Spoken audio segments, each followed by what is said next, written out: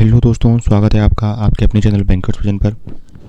तो जो चीज़ आप हमारी स्क्रीन पर देख पा रहे हैं वही चीज़ बहुत दिनों से अपेक्स बैंक की साइट पर चल रही है कि ना तो साइट ओपन हो रही है ना कुछ ओपन हो रहा है, और बस यही चीज़ दिख के आ रही है जो आप यहाँ पे देख सकते हैं, है ना। इस वजह से आप लोग काफ़ी परेशान हैं। बहुत लोगों की कमेंट आ रहे हैं कि सर रिजल्ट हटा दिया है, ये कर दिया है, वो कर दिया है। बहुत सारे डाउट आपके हैं कि अब ज्वाइनिंग कब तक होगी, क्या होगा, रिजल्ट कब तक अपलोड होगा, क्यों हटाया है, और जो एएसएम वाले लोग हैं उनकी क्या मांगें चल रही हैं, क्या उस पर एक्शन हुआ है, उन सब के बारे में आगे हम वीडियो में बेहतर लेटर बात करेंगे कि क्या चीज़ें चल रही हैं जो लिखित में रिटर्न में चल रही हैं चीज़ें, उनके बारे में हम बात करेंगे। हालांकि वो लेटर मैंने टेलीग्राम ग्रुप पे काफ़ी दिन पहले ही डाल दिए थे जब वो इश्यू हुए थे। यदि आप टेलीग्राम ग्रुप में नहीं जुड़े हैं हमारे में तो वहाँ पर आप ज़रूर जुड़ जाइएगा, उसकी लिंक मैं डिस्क्रिप्शन में दे दूँगा। और यदि आपने अब तक चैनल को सब्सक्राइब नहीं किया तो प्लीज़ चैनल को सब्सक्राइब कर लीजिएगा, इससे हमारी काफ़ी हेल्प हो जाती है, और अपने दोस्तों के साथ भी शेयर कीजिएगा। तो चलिए बिना टाइम वेस्ट किए वीडियो को स्टार्ट करते हैं। सबसे पहले तो यदि हम बात करते हैं कि भाई ये साइट क्यों नहीं चली और रिजल्ट क्यों हटाया गया है। अब साइट नहीं चल रही है, देखिए रिजल्ट हटाने का मेन जो कारण है वो आपको पता है, मैंने जो एक वीडियो भी बनाया है पहले, ग्वालियर का जो इशू है कि भाई ग्वालियर वाले लोग क्या है ज्वाइनिंग नहीं देना चाह रहे हैं, उनके यहाँ ऑलरेडी घाटा चला है तो उन्होंने वेतन देने से भी मना कर दिया है। तो जब वेतन नहीं मिलेगा किसी को तो वो क्यों ज्वाइनिंग देंगे, और अपेक्स बैंक भी ऐसा क्यों जाएगी कि भाई नए बंदे जब जा रहे हैं और उनको स्टार्टिंग में वेतन नहीं मिलेगा तो क्यों उस चीज़ को किया जाए।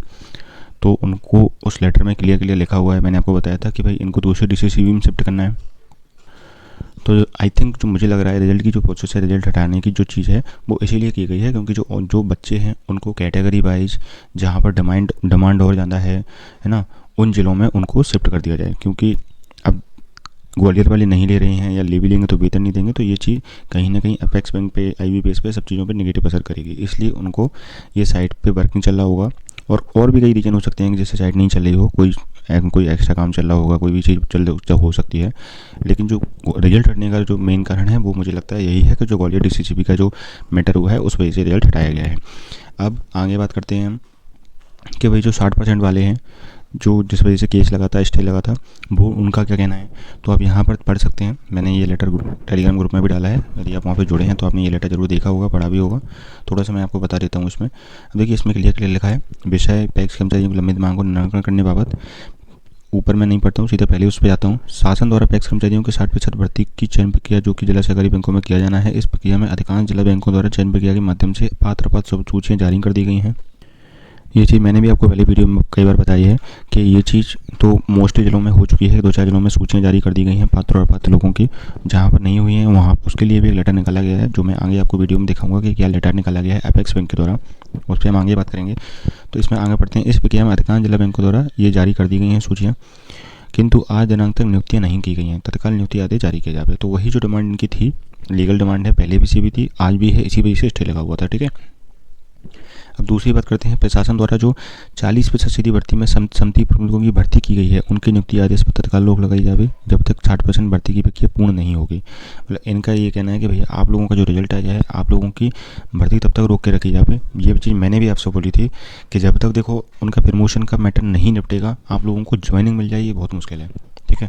हालांकि पैक्स में बहुत ज़्यादा ज़रूरत है, पैक्स कंप्यूटराइजेशन का मैं काम चल रहा है, मैंने आपको कई बार बता चुका हूँ, आप लोगों की बहुत नीड है सोसाइटी में। बट ये जो गवर्नमेंट भाई कोई प्रॉमिस कर देती है, रिटर्न में प्रॉमिस किया है तो उसको भी वो निभाएगी, मुझे ऐसा लगता है। तो यही है कि इन लोगों की प्रक्रिया बहुत तेज़ चल रही है, वो भी चलती रहेगी और आप लोगों का भी साथ में धीरे धीरे चलता रहेगा, मुझे ऐसा लगता है। तो थोड़ा बहुत टाइम आपकी ज्वाइनिंग में लग सकता है। पहले तो रिजल्ट साइट काम करने लगे, जो रिजल्ट है रिवाइज वाला है, जो भी करें वो अपडेट वो दोबारा से कर दें, जैसे आप लोगों को भी जो टेंशन है वो ख़त्म हो जाए।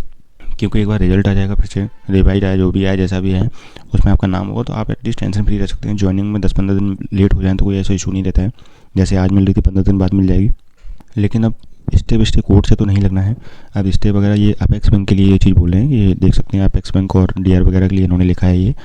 अब आगे बात करते हैं, शासन द्वारा अभी तक आंदोलन के समय पैक्स कर्मचारियों को 3 लाख रुपये, ये आप आगे बढ़ सकते हैं, 3 लाख रुपये वेतन हेतु 3000 रुपये विक्रेताओं के वेतन हेतु कैबिनेट में मंजूरी दी गई है, जिसके आदेश आज दिनांक तक जारी नहीं किए गए हैं। तत्काल प्रभाव से आदेश जारी किए जाए। संस्था के समस्त कर्मचारियों को पहले की 1 तारीख को वेतन उनके बैंक खाते में दिया जाए।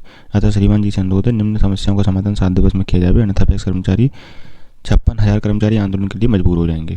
तो वही चीज़ है कि भाई मतलब फिर से आंदोलन के लिए बोल रहे हैं। आंदोलन क्या मतलब, काम नहीं करेंगे, पीडीएस नहीं बांटेंगे, यही सारी चीज़ें होंगी। अब चूँकि पैक्स कंप्यूटराइजेशन का महत्वपूर्ण काम चल रहा है अभी, तो मुझे नहीं लगता गवर्नमेंट ये चीज़ रिस्क लेगी कि भाई इनको फिर से ये आंदोलन पे जाएँ।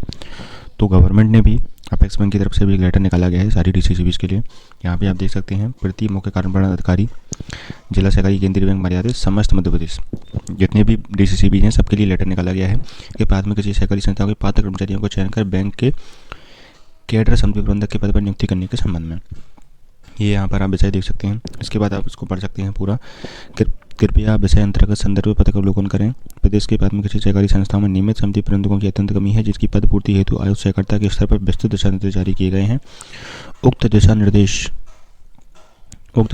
के अंतर्गत 60% व्यक्तियों की पूर्ति प्राथमिक कृषि सहकारी संस्थाओं के पात्र कर्मचारियों में से किया जाना है। पूर्व में विधानसभा चुनाव की आचार संहिता के कारण चयन की कार्रवाई स्थगित की गई थी। वर्तमान में विधानसभा चुनाव की आचार संहिता प्रभावशील नहीं है, अतः उक्त अनुसार 60% व्यक्तियों की पूर्ति हेतु निर्धारित प्रक्रिया का पालन करते हुए आवश्यक कार्रवाई 10 दिवस में संपूर्ण करते हुए प्रतिवेदन प्रेषित करें। इस कार्य में किसी भी प्रकार की शिथिलता एवं विलंब स्वीकार नहीं होगा। देखो, ये अपेक्स बैंक की तरफ से ये लेटर जारी किया गया है। इसमें आप देख सकते हैं क्लियर उन्होंने स्ट्रिक्टली बोला है कि भाई 10 दिन में हमें आपकी जो भी कंफर्म लिस्ट है फाइनल करके हमें 10 दिन में आपको भेजना है किसी भी कंडीशन में। इसमें कोई लेट लपी थी, यदि आप लेट करेंगे तो वो चीज़ स्वीकार नहीं होगी। ये चीज़ें अपेक्स बैंक के द्वारा कही गई हैं। तो देखिए, मैं आपको सीधा बता देता हूँ इन दोनों चीज़ों का मतलब। देखिए, गवर्नमेंट ये नहीं चाहेगी कि ये लोग फिर से आंदोलन वगैरह करें, ठीक है, उससे नई गवर्नमेंट पे भी असर पड़ेगा।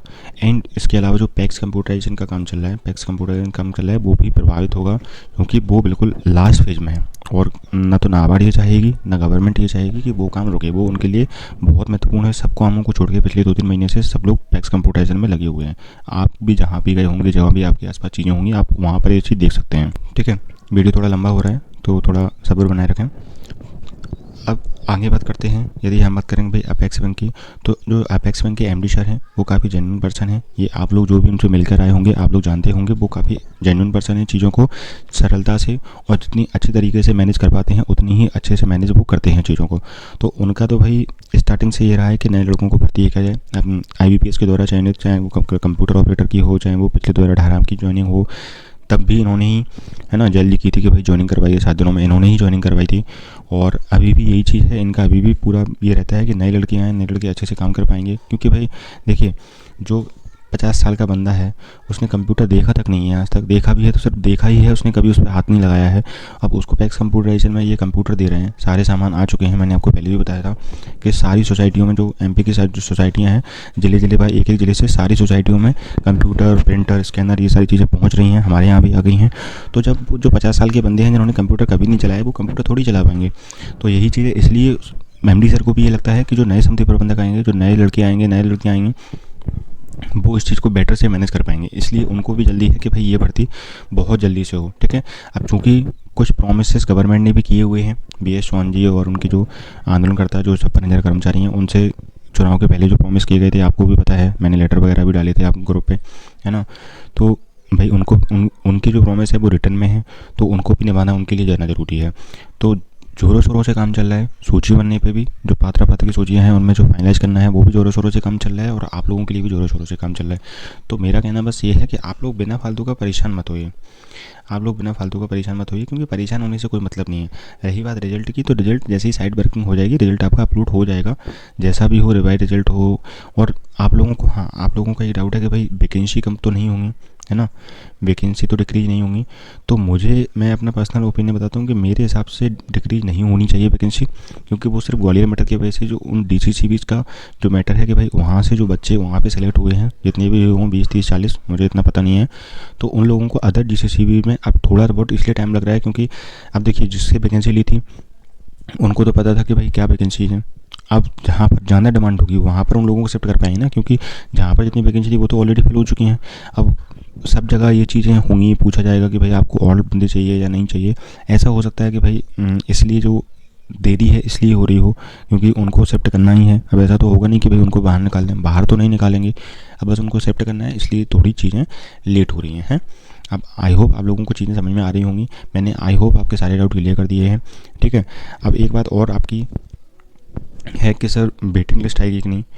वेटिंग लिस्ट का यदि मैं बात करूं तो मेरे हिसाब से वेटिंग लिस्ट अभी तो थोड़ा मुश्किल है, ठीक है। क्योंकि देखो, क्लर्क की भी वेटिंग लिस्ट का मैं बताऊं आपको कि MD सर ने VC में बोला है कि क्लर्क में जो जो वैकेंसियाँ थी उससे कम लोग उसमें आए हैं। तो एमडी सर का ये कहना है कि भाई और लोग और बंदे जो हैं वो पास ही नहीं हुए।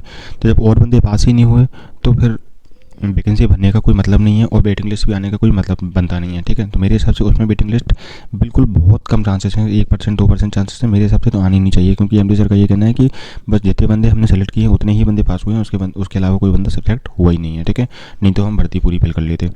अब इसकी बात करें तो इसका भी अभी देखो कुछ नहीं बोला जा सकता है। ठीक है, अभी ज्वाइनिंग होंगी, सब चीज़ें होंगी, उसके बाद होगा, उसके ऊपर मैं अलग से वीडियो बना दूंगा। तो आप लोग इतना परेशान मत होइए अभी से वेटिंग लिस्ट के लिए। और वेटिंग लिस्ट का आप क्यों वेट कर रहे हो भैया, आप और दूसरी तैयारी कीजिए और दूसरी जगह जाइए। अब आप इस अभी तक आप इसके रिजल्ट का इंतजार कर रहे थे, अब आप इसकी वेटिंग लिस्ट का इंतजार करोगे। मतलब यही ज़िंदगी है, बस आपके पास यही एक पेपर बचा है आपके लिए। आप और तैयारी कीजिए और यहाँ से निकलिए और बेटर जगह जाइए। ये कोई इतनी भी बेटर जगह नहीं है कि आप इसके लिए मरे जा रहे हो। ठीक है, बस यही सारी चीज़ मुझे आप लोगों को क्लियर करनी थी। आई होप आप लोगों के सारी क्लियर डाउट क्लियर हो गए होंगे। नहीं हुए हों तो कमेंट सेक्शन में ज़रूर बताइएगा, मैं उस पर वीडियो बनाने की कोशिश करूँगा। और यदि आपने चैनल को अभी तक सब्सक्राइब नहीं किया तो प्लीज़ चैनल को सब्सक्राइब कर लीजिएगा और मेरे टेलीग्राम चैनल से भी ज़रूर जुड़ जाइएगा। Thank you.